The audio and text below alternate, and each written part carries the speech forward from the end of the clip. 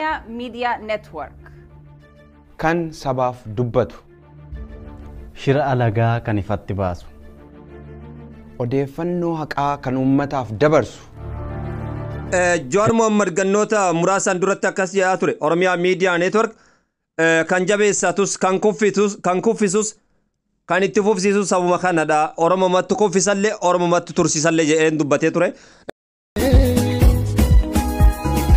Kabakiban Oromiyaa sochoofte Kabakiban hunda wal garsiifte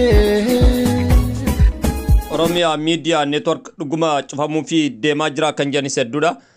Salaamata sindaganii assalamu alaikum warahmatullahi wabarakatuh hordoftoota madda walaabuu miidiyaa bakka jirtanitti nageenyi kennaa kan jaalala sinaare qabu.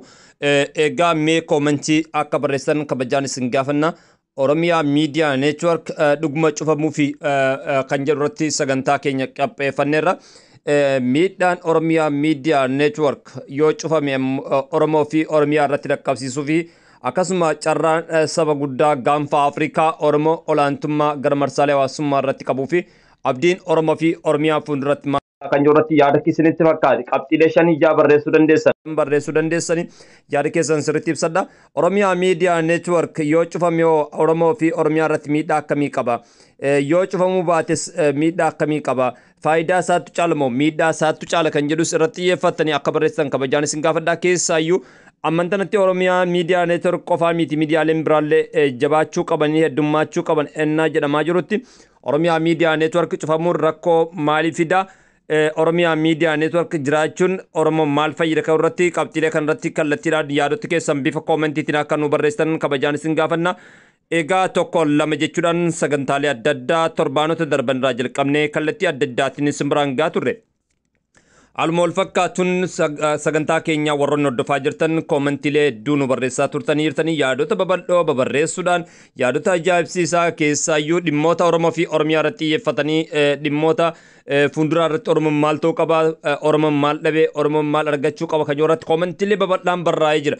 Dhugaa dubbachuuf koomentii gara nyaattummaa hedduu qabu. Oromoo fi Oromiyaa of duuba deebinee akka yaada nu gatan hedduu barreessanii jirtanii ammas dhugaa dubbachuudhaaf warroonni haalota akkasiitiin koomentiilee dhedheeraa barreessan hunda keessanuu dubbisee jira, ilaaleen jira, wanti argaan ture.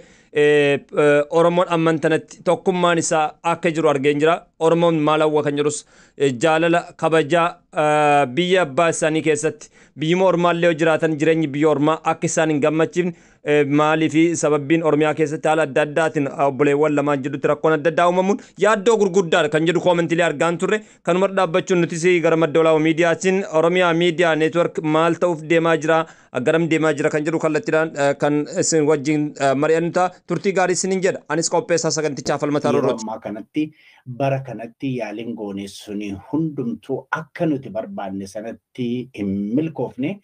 Kanaaf sila miidiyaa guddaa kana hawwiin keenya akkuma jalqaba irratti isin asuuf yaalletti Oromiyaa Media Network irratti xiyyeeffataa sagantaan keenyaarra Oromiyaa Media Network bara 2014 biyya Ameerikaa kutaa Minneapolis yookaan Minnesota xiqqoo Minnesota Oromiyaa gudditti kan jedhamu yeroo ammaa kana beekamtu yookaan Oromiyaa xiqqittiinis yeroo tokko jedhama.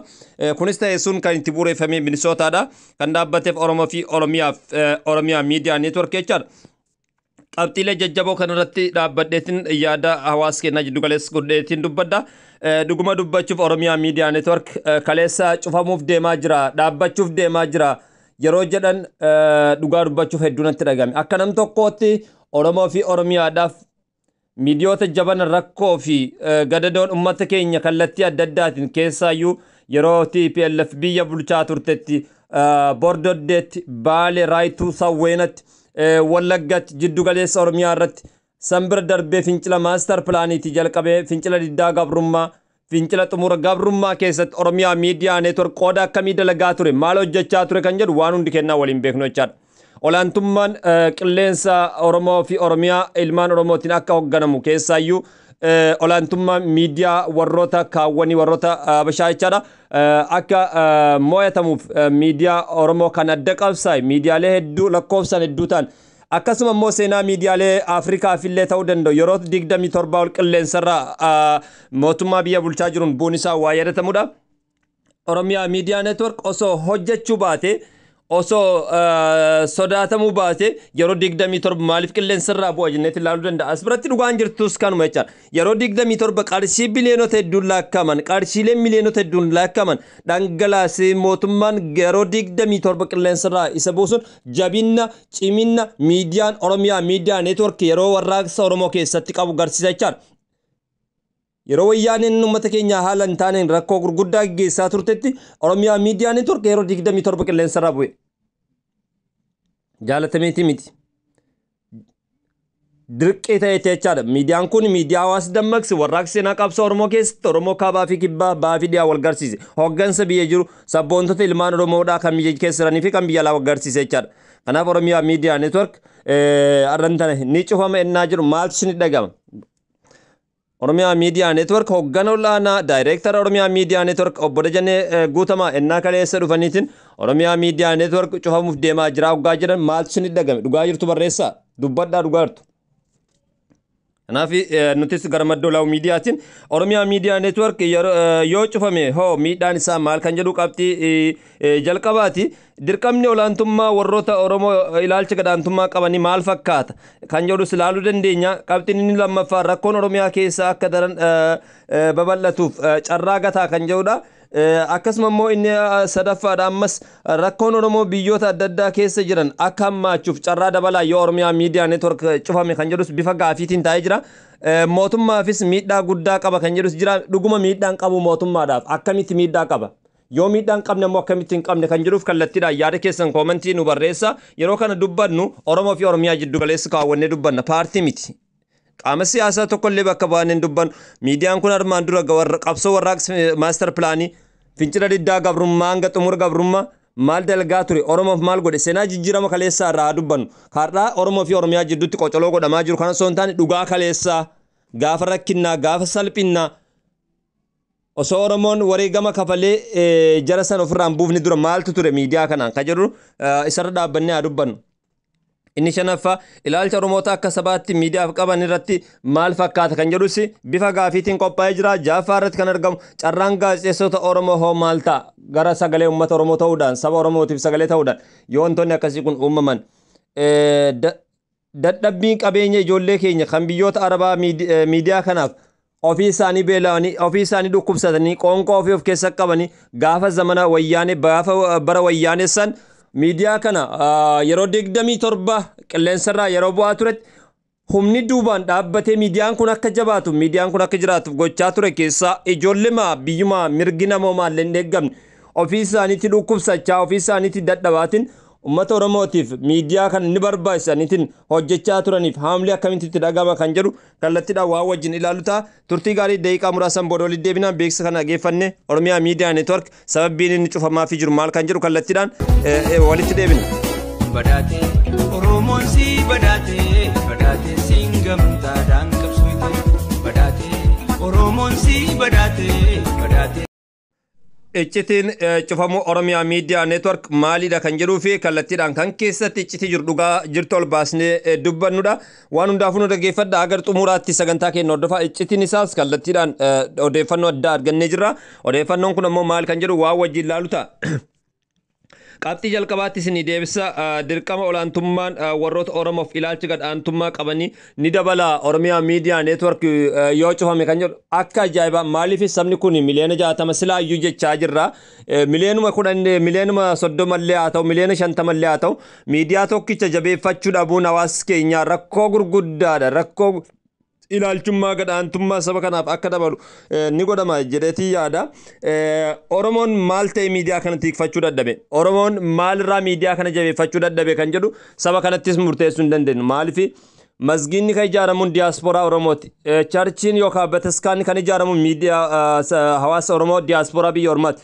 Ijoolleen keenya hedduun isaanii biyyarraa erga ba'anii keessaa iyyuu karaa Liibiyaa fi Suudaanii biyyoota adda addaatti yeroodhaa yerootti gargaarsi kan godhamu hawaasuma biyya ormaa jiru kanaan.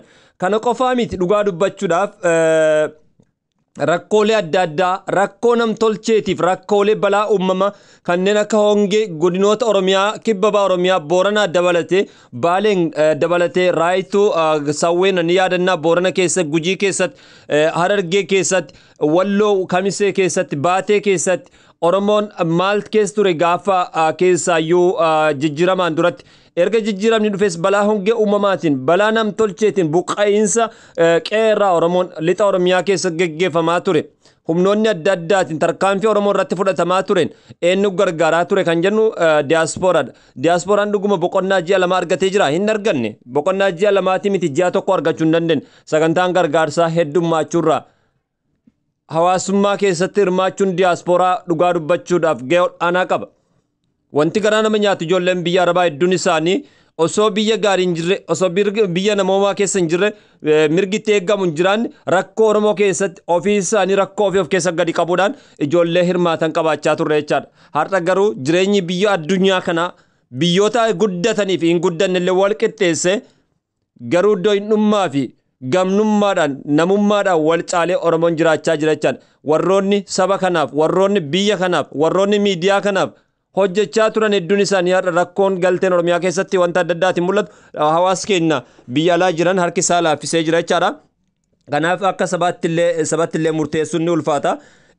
Armaan dura Jawaar Mohammedis waan jee ture ni yaadatan yoo ta'e miidiyaa Oromiyaa miidiyaa neetwork tursiifachuu kan danda'us sabuma kana kuffisuu kan danda'u sabuma kana jechaan ture dhugaadha yaadni sun ni ta'a ammantanatti garuu an akka nam tokkotti wanti dubbachuun barbaadu sirriidha. Rakkoo heddummachuun yeroodhaa yerootti gargaarsa heddummachuun Oromoon biyya keessaaf alaallee rakkoo adda addaatiin saaxilamuun kun miidhaa guddaa fidee jira. Kanattuu hara orge malee Oromiyaa miidiyaa neetwork osoo balaaleen adda addaa taateeleen adda addaa sagantaan gargaarsa biyya keessaaf biyya alaa heddummachuu baate hedduun hawaasa keenyaa diyaasporaan sagantaa gargaarsaa ji'a tokkollee osoo hin turin torbaanotaan gargaarsi yeroo gargaaramu argaa jirra. Kunis saayid effeektii mataa isaa qaba ture jechaan. Rakkoon Oromiyaa keessaa akka daran babal'achuu ni godha yoo Oromiyaa miidiyaa neetwork cufame jedha. Eeyyan akka gaarii godha Oromiyaa miidiyaa neetwork rakkoo Oromoo bakka jirtu dhaqees barbaade xiyyeeffannoodhaan qaamota barbaachisanillee bilbilaan dubbisuudhaan rakkoon kun maalidha furmaan isaa hoo maalidha maaliif wanti akkasii ta'a jedhee miidiyaa gaafachaa ture waan taateef rakkoo Oromiyaa keessaa yoo OMN cufame ni dabala dhugaa jirtudha. Itti aansuudhaan rakkoo Oromoo biyyoota adda addaa jiran qaban ol baasuu keessatti Oromiyaa miidiyaa neetwork yoo cufame rakkoo qaba miidhaa qaba kan jedhu keessaayyuu bakki kun baay'ee murteessaadha. Ijoollee keenya biyyoota akka Yamanii, biyyoota akka Liibiyaa, biyyoota akka Ijiipti, biyyoota adda addaa keessatti rakkoolee adda addaa mul'atan qaamota adda addaa dubbisuudhaan uummanni kun rakkoo isaa akka furamu miidiyaalee gotaa turan keessaa dippiloomaasii irrattis miidiyaa gahee guddaa qabudha. Mootummaa miidhaa guddaa qabuu danda'a. Mootummaa miidhaa kan jedhus ni jira. Eeyyen mootummaas ni miidha. Akkamitti miidha kan jedhu waan sirriitti irraa dubbachuu danda'u qabnu. Mootummaa jechaan qaama biyya keessaas ni dhageeffata, qaama dhalaas ni dhageeffata. Miidiyaa kan isaan faallaa ta'e yookaan oppoziitii isaa ta'es nan dhageeffata. Maaliif har'ina jiru guuttachuudhaaf. Fakkeenyaaf tapha tokko kubbaa miilaa Arsenaal Maanchiistar wajjin taphachuudhaaf leenjisaan garichaa dirqama durseetiin infoormeeshina tokko kenna jechaan yoo Maanchiistar viidiyoon isaa hin jiraanne taate Maanchiistariin taphni kaleessaa isaa akka waraabame hin jiraanne taate infoormeeshina gaa argachuu hin danda'u jechaan. Kanaaf mootummaaf miidhaa qaba. Maaliif rakkoo aanaalee keessa jiru gandoota keessa jiran rakkoolee bakka adda addaa jiran rakkoolee biyya alaa keessa jiran dafee hubachuudhaaf miidiyaan kun bakka hawaasan itti waan taateef bakka hawaasan ammoo mootummaan dafeetiin cufatee deebii hawaasaa deebisuudhaaf carraa qaba jechaadha. Yoo miidiyaan tokko mormataan tokko hin jiraanne mootu qaawwa isaa san argachuu hin danda'u. Hoggansa mootummaa keessa taa'eetiin shira adda addaatiin kallattii adda addaatiin hawaasa miidhu argachuu waan hin dandeenyeef bakkitee akkasiisanniin qaawwa akkasiisan banuudhaaf carraa qaba jechaadha. Kun ammoo miidhaa guddaa qaba. Itti aansuudhaanis ilaalcha Oromoon akka sabaatti miidiyaaf qabu gadi buusaa kan jedhu eeyyan bareechee qabbuusa. Maaliif walii hubachuu dhabiinsarraa Oromoon miidiyooma tokkollee jabeeffachuu dhabee jedha. Kan wanta akka gatee hin beekne guyyaa tokko Oromoon miti hawaasa keenya beela'ee bira dhaabbatee hin beekne kan kiisii isaa qofa furdifatu Oromoon saba guddaadha malee miidiyaa isaa jabeeffachuu hin danda'u. Afaanumaan saba guddaan hunjaan malee kan jedhu jira jechaadha.